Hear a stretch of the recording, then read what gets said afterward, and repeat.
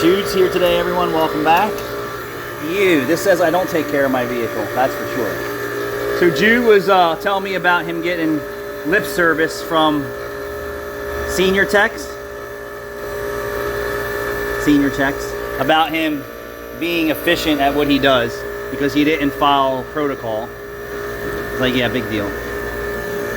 So one of the techs said that his Jeep was going to blow up because he had 90,000 miles on it, right? She was like, not my Jeep. And I said, you still have the original oil cooler in your Jeep at 90K? And he said, yeah. And we said, why is your Jeep in such good shape at 90K? Change the oil? Changes the oil every 3,000 miles. And he's had it since 30,000. So that means you put 60,000 miles on it. Realistically, the only major failures were the ball joint, which they're known for. Brakes, normal shit. Well, that's not major. Just normal shit.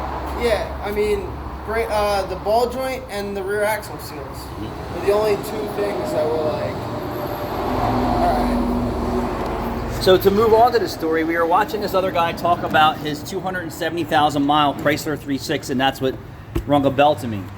And the guy's like, well, I haven't done a video in a while, but at 70,000 miles, he started burning oil, and he was doing his oil changes every 7,500. Shame on you, you're the problem. So it started burning oil, and he continued to do 7,500 mile oil changes. Now he's consuming gobs of oil.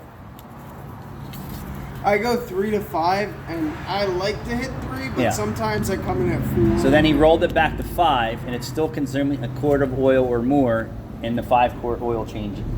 And I think it might have been 4. And then he tried Jedi mind tricking his audience, saying that it's normal for your piston rings and carbon and sludge to build up inside your engine. No. And the whole time this guy is talking, he has no idea what he's talking about. I mean, take the 240, for example. Dude, I had 140,000 miles when I bought it. I went and drove it 8,000 miles, and then slapped the turbo on it, ran it at 8 pounds of boost for a year, and it finally started to push oil through the rings, but I was doing oil changes every 3,000 miles after, 15,000 miles of driving on a highly modified vehicle? Right, but the piston rings weren't sticking from burning your oil. So he was saying that it's normal for your piston rings to become sticky and gobby and gluey. That's furthest from the truth. If you change the oil before it starts having contaminants in it, right, turning black and have streaks and fuel contamination and all that stuff in there, your piston rings are not going to stick and look like crap at 70, 80,000 miles. That's a great story. Now let's get to work. Open your mouth so I can spray this in there. Psst, psst, this is gnat spray. Did the mouse fall out of your vagina earlier? No, her ear, her nose, her pockets.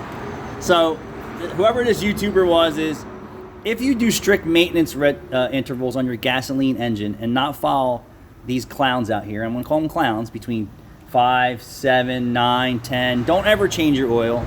You can expect varnish, gum, skank building up inside your engine. If you buy a car from 0 mileage and it's a GDI and it's a dirty engine, if you change the oil before the oil gets dirty, you will not have a dirty engine inside. Think of it as a mop bucket.